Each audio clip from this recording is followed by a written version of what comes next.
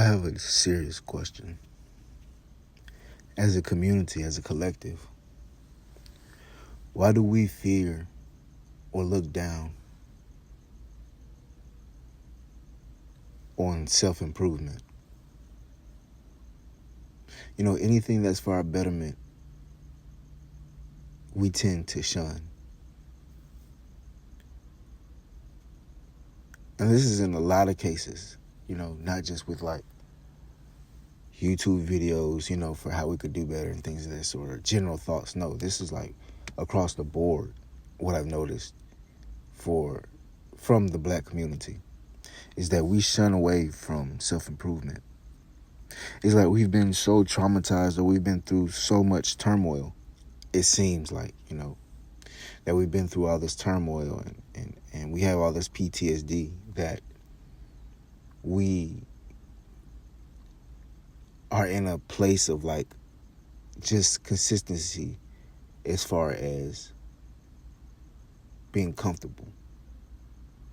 But anything that takes us outside of that comfort zone, we don't want it. We shun it.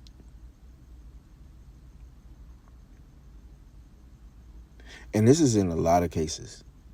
Like I said, not just with YouTube videos. I noticed this at the gym. The smallest demographic of people that I notice at every single gym I go to is African Americans. We have the smallest demographic percentage-wise. And granted, the area I'm in is not a lot of black people. Granted, yeah. But it's still no representation.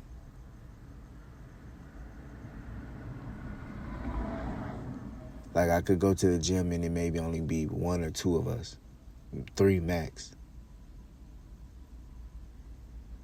You go to some self-improvement workshop where you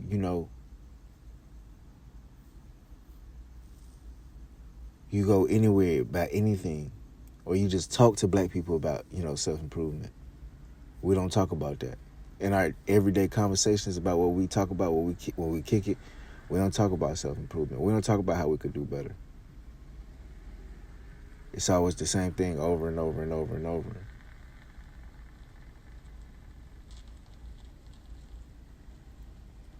Now, I know it's been it's been articles that have said that people who suffer from PTSD love entertainment.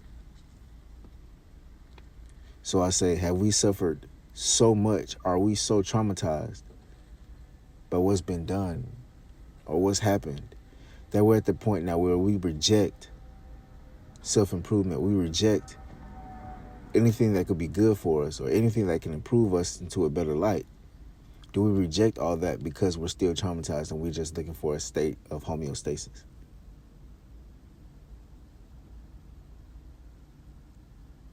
Because that's what it almost seems like. It's like when you're shell-shocked and you don't want to move, you don't want to do anything, you just still. And that's kind of like the same way I see black people. It's like, are we at a point now where we don't even want to grow, improve, or anything of that sort because we're trying to find a state of homeostasis? But then I say, well, how long are we in that state? How long do we know? How long are we still seeking for comfort? Are we seeking for, comfort? Well, are we seeking for comfortability as if things are going to get worse for us as a people or as a community?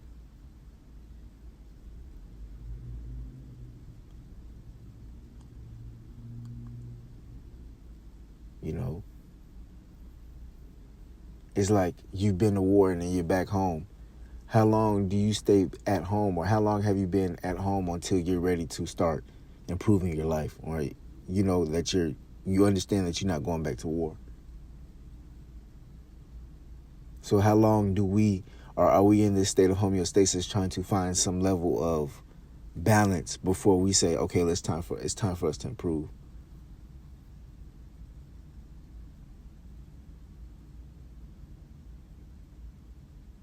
Because like I said, when you go to the gym, it's not a lot of us at the gym.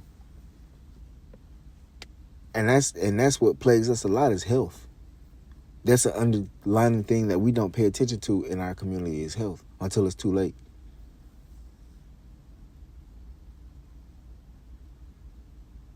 Even finances. We don't go to no financial workshops, no financial anything. When we even conversate, we don't talk about finances,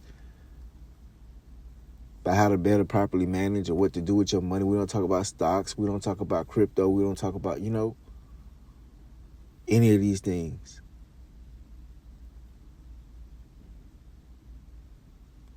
It's like our only level of conversation is entertainment.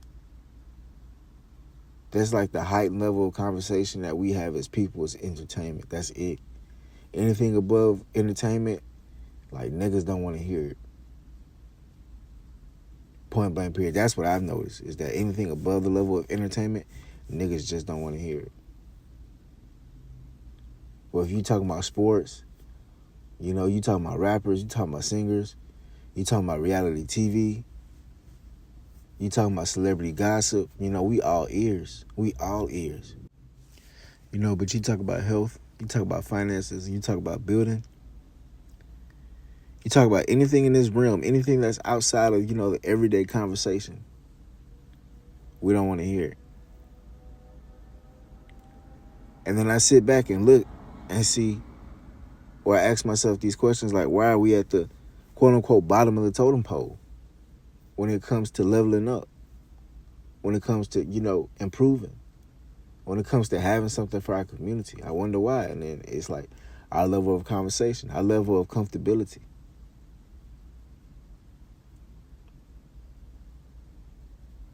Now I'm just saying, you talk, you just eavesdrop on a lot of other people's conversations. Like you eavesdrop, I eavesdrop on white guys' conversations, and they're not talking about sports. They talk about money.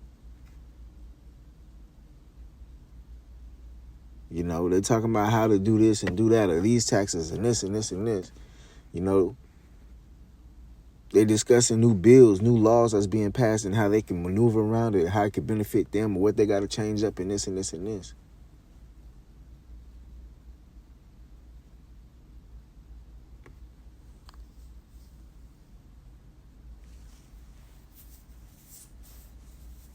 Now, I'm not going to say, what they women talk about, because I think generally a lot of women love, entertainment and things of that sort, or, but and even in the aspect of that, when we talk about the gym, it ain't a lot of our females at the gym.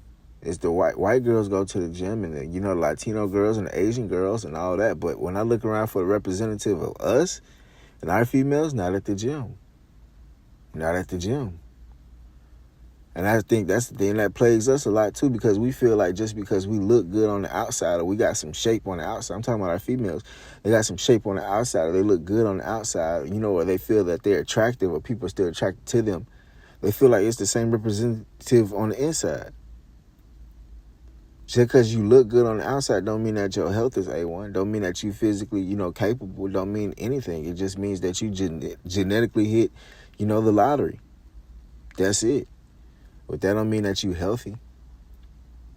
That don't mean that you physically capable or physically able. Don't mean that you should neglect, going to the gym. And that's for the fellas too. Just because all these things don't mean that we should neglect our health, meaning that we neglect our finances.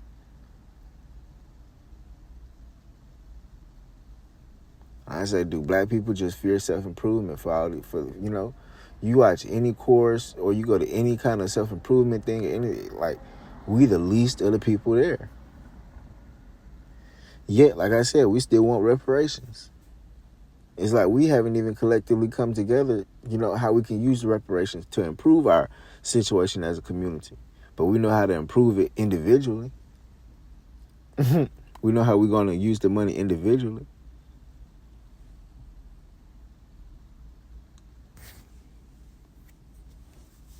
And I said, it's just something I've noticed. Now, I know people going to say, well, it's black people that go to my gym. Okay.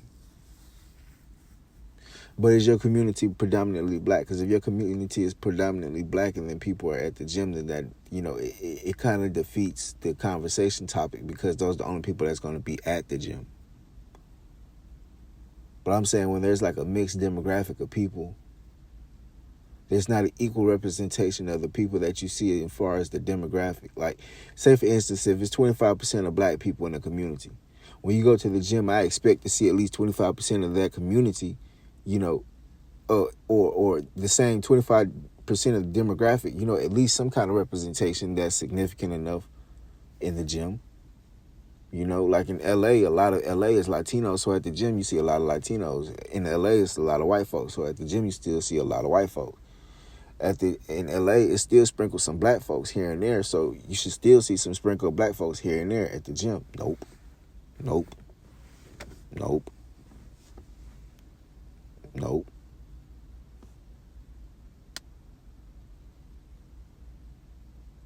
Like I say, do we fear self-improvement? Why do we shun self-improvement? Why is there anything that's beneficial? Like, it was a guy that was in the comments and he was telling me, like, you know, I should change up how I dress, da-da-da-da-da, you know, to attract more people. And I said, with all due respect, we talking about black people and we talking about self-improvement. The two things that our people run away from, you know, anything that's a black topic, you know, as far as, you know, black righteousness, anything of that sort, we run away from them topics. We run away from them people and all that. And then on top of that, we talking about self-improvement. Like, brother, I'm talking to the few percent. I'm talking to the few percent of the people out here that'll catch this on their ears and be willing to open and listen to it. Just keeping it real. I'm just really keeping it real. There ain't a whole lot of people out here who's really on that type of timing. And as far as us, it's few. I wish it wasn't like that. I really wish it wasn't like that, but sadly, that's how it is. And this is why I continuously say only a remnant is going to make it, because only a remnant is going to take this and be like, damn, that is true. We do need to work on our health. That is true. We need to talk more about finances and this, community building and this and this and this. We do need to talk about these things, you know. To me, that'll be something that we aim for. As a community, I feel like if we wanted to improve. But, you know, I'm not going to say it'll never happen because I believe that would be too negative. But I'll just say I'm not waiting on it. And what I mean not waiting on it, I mean I'm not waiting on black folks to change. I'm just going to change, which I already have been. You know, I'm going to just, you know, like Michael Jackson said, man in the mirror, I'm going to just be the change. And if people come on, cool. If people don't. But you can't get mad. And this is where I do tell black people, you can't get mad when a black man want to do business or a black woman want to do business outside of the community, or a black man or a black woman wants to date outside of the community. If they've done the work and they tried to uplift the community or they tried to be with their people and their people wasn't ready, you can't be on no Titanic with them. If you catch my drift, you can't be on no Titanic with people who don't want to hop off the boat. You know, that's how I kind of see the black community at times. It's like the Titanic. It's like, how long do you stay on the Titanic when that motherfucker going down? Or do you be like, I'm finna just hop off and save myself? You know, with all due respect, you know. But I feel like you shouldn't hop off that Titanic if you haven't tried with a genuine, caring effort. You know, I'm not the one to say you're going to dedicate your whole life to people who don't want to change. I think that's preposterous.